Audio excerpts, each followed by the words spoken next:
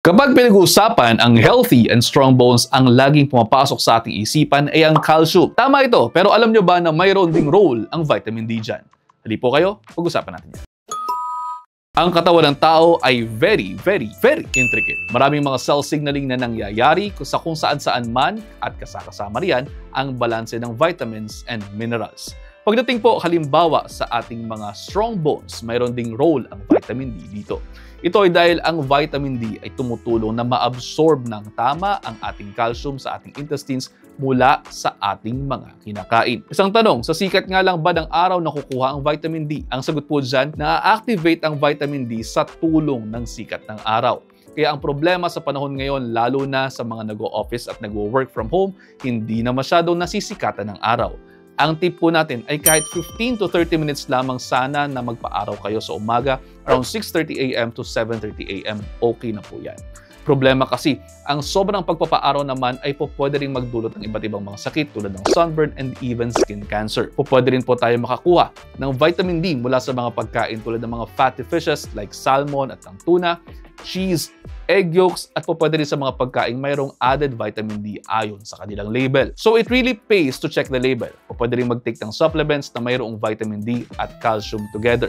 Pero kung kayo po ay mayroon ng osteoporosis, hindi po sapat na calcium at vitamin D lamang ang itetake ninyo.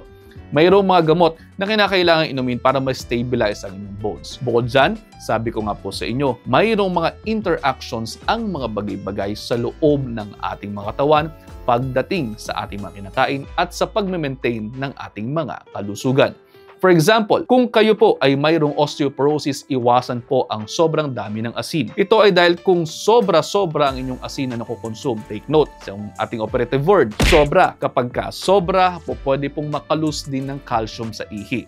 At kapag ganyan naglulus kayo ng calcium, edi manghihina po ang bones ninyo. Kaya kung napansin na ninyo, tumaas din po ang kaso ng osteoporosis noong naging mas talamak na ang western diet dito sa atin na mas maraming asin, mababa sa fruits, mababa sa vegetables. Kaya again, bawasan ang asin. Kumain ng mas maraming prutas, gulay, whole grains, healthy fishes na mayaman sa vitamin D at calcium-rich foods na rin para makabawas ng problema sa osteoporosis. Isa pang problema ay ang pag-inom ng carbonated drinks dahil sa phosphoric acid na laman yan. Yung phosphoric acid kasi, nagdudulot ng losses ng calcium sa ihi. So yun, ganun na naman. Pwedeng problema din sa pagiging weak ng bones niyan. Kung pipili kayo ng drink, syempre walang ibang tatalo kung hindi tubig. So ayun, kapag ang usapan ay ang bones, hindi pwedeng calcium lamang po ang titingnan natin. Maraming bagay kasama dyan katulad ng vitamin D. Marami pa talagang functions ng vitamin D tulad ng sa immunity, pero that's for another video. At paano?